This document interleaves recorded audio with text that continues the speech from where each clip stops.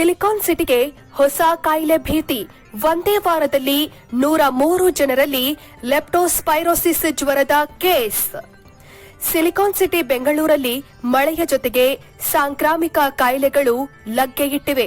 ರಾಜಧಾನಿಯಲ್ಲಿ ಈಗಾಗಲೇ dengue silent ಆಗಿ ಎಂಟ್ರಿ ಕೊಟ್ಟಿದೆ.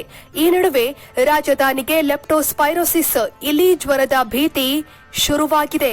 ಸಿಲಿಕಾನ್ ಸಿಟಿ ಬೆಂಗಳೂರಲ್ಲಿ ಇಲಿ ಜ್ವರದ ಆತಂಕ ಎದುರಾಗಿದೆ. ಬೆಂಗಳೂರು ಸೇರಿದಂತೆ ರಾಜ್ಯದಲ್ಲಿ ಲೆಪ್ಟೋಸ್ಪೈರೋಸಿಸ್ ಇಲಿ ಜ್ವರ ಪ್ರಕರಣಗಳು ಹೆಚ್ಚಾಗಿ ಬೆಳಕಿಗೆ ಬರುತ್ತಿವೆ.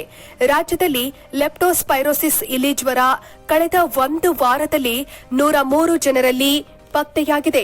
ಜನವರಿಯಿಂದ ಇಲ್ಲಿವರೆಗೆ 7,714 ಜನರ ರಕ್ತ ಮಾದರಿ ಪಡೆದು ಟೆಸ್ಟ್ ಮಾಡಿದಾಗ 982 ಜನರಲ್ಲಿ ಪಾಸಿಟಿವ್ ಕೇಸ್ ಪತ್ತೆಯಾಗಿದೆ. ಹೀಗಾಗಿ ಆರೋಗ್ಯ ಇಲಾಖೆ ಇಲಿ ಜ್ವರದ ಬಗ್ಗೆ ಅಲರ್ಟ್ ನೀಡಿದೆ. ಇಲಿಗಳಿಂದ ಲೆಪ್ಟೋಸ್ಪೈರೋಸಿಸ್ ಅಂದ್ರೆ ಇಲಿ ಜ್ವರ ಕಾಣಿಸಿಕೊಳ್ಳುತ್ತೆ. ಸಿಲಿಕಾನ್ ಸಿಟಿಯ ವೈದ್ಯರು ಇಲಿ ಜ್ವರದ ಬಗ್ಗೆ ಅಲರ್ಟ್ ಅಂದಿದ್ದಾರೆ. ಇಲಿಯ ಎಂಜಲು, ಮೂತ್ರ, ಮಲ ಅಥವಾ ಅದರ ದೇಹದ ಯಾವುದೇ ದ್ರವ ಮಾನವರ ಚರ್ಮಕ್ಕೆ ತಾಗುವುದರಿಂದ ಈ ಸೋಂಕು ಹರಡುತ್ತಿದೆ.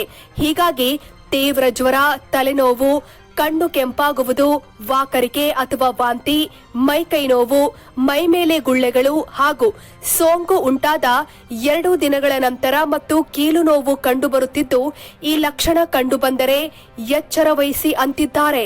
ರಾಜಧಾನಿಯಲ್ಲಿ ಮಳೆಯಿಂದ ಇಲಿಗಳ ಸಂಚಾರ ಆರಂಭವಾಗಿದೆ. ಹೀಗಾಗಿ ಇಲಿ ಜ್ವರ ಶುರುವಾಗುವ ಆತಂಕವನ್ನ ವೈದ್ಯರು ಹೊರಹಾಕಿದ್ದಾರೆ. ಡೆಂಘಿ, ಚಿಕನ್ ಗುನ್ಯಾ ಅನೇಕ ವೈರಲ್ ಕಾಯಿಲೆಗಳ ನಡುವೆ ಮತ್ತೊಂದು ಆತಂಕ ಕಂಡುಬರ್ತಿದೆ. ಮಳೆಗಾಲದಲ್ಲಿ ಮನೆಯ ಸಂಪ್ಗಳು, ನೀರಿನ ಬಗ್ಗೆ ಎಚ್ಚರ ವಹಿಸಿ ಅಂತ ವೈದ್ಯರು ಎಚ್ಚರಿಕೆ ಕೊಟ್ಟಿದ್ದಾರೆ. ಮಳೆಗಾಲದಲ್ಲಿ ಇಲಿ ಜ್ವರ ಹೆಚ್ಚಾಗಲಿದೆ. ಕಳೆದ ವರ್ಷ ನಗರದಲ್ಲಿ ಸುಮಾರು 100ಕ್ಕೂ ಹೆಚ್ಚು ಇಲಿ ಜ್ವರದ ಪ್ರಕರಣಗಳು ದಾಖಲಾಗಿದ್ದವು. ಈ ವರ್ಷ ಬೇಸಿಗೆ ಹಾಗೂ ಮಳೆಗಾಲದ ಆರಂಭದಲ್ಲೇ ಇಲಿ ಜ್ವರ ಪತ್ತೆಯಾಗುತ್ತಿವೆ. ಯಾವುದೇ ಲಕ್ಷಣಗಳು ಕಂಡುಬಂದರೆ ಕೂಡಲೇ ವೈದ್ಯರನ್ನ ಸಂಪರ್ಕಿಸೋದು ಸೂಕ್ತ. ಮಣ್ಣು, ನೀರಿನ ಮೂಲಕ ಈ ಕಾಯಿಲೆ ಜನರಿಗೆ ಹರಡುವ ಸಾಧ್ಯತೆ ಇದೆ. ನಮ್ಮ ಕಾಲುಗಳ ಬಿರುಕಿನಿಂದ ಕೂಡಲೂ ವೈರಸ್ ಒಳ ಹೋಗುವ ಸಾಧ್ಯತೆ ಇರುತ್ತೆ. ಆದ್ದರಿಂದ ಜನರು ಎಚ್ಚರಿಕೆ ವಹಿಸಬೇಕು ಅಂತ ವೈದ್ಯರು ಸಲಹೆ ಕೊಟ್ಟಿದ್ದಾರೆ. ಒಟ್ನಲ್ಲಿ ನಗರದಲ್ಲಿ ಮಳೆಗಾಲದ ಸಾಂಕ್ರಾಮಿಕ ಕಾಯಿಲೆಗಳ ಜೊತೆಗೆ ಈಗ ಇಲಿ ಜ್ವರದ ಆತಂಕವೂ ಎದುರಾಗಿದೆ.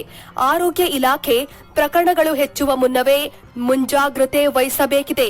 ಜನರು ಕೂಡ ತಮ್ಮ ಮನೆಗಳ ಬಳಿ ಸ್ವಚ್ಛತೆ ಕಾಪಾಡಿದ್ರೆ ಇಲಿ ಜ್ವರದಿಂದ ದೂರ ಉಳಿಯಬಹುದು. ವೀಕ್ಷಕರೇ, ಹೆಚ್ಚಿನ ಮಾಹಿತಿಗಾಗಿ ನಮ್ಮ BNN ಚಾನೆಲ್ ಅನ್ನು ಸಬ್ಸ್ಕ್ರೈಬ್ ಮಾಡಿ, ಲೈಕ್ ಮಾಡಿ ಹಾಗೂ ಶೇರ್ ಮಾಡಿ.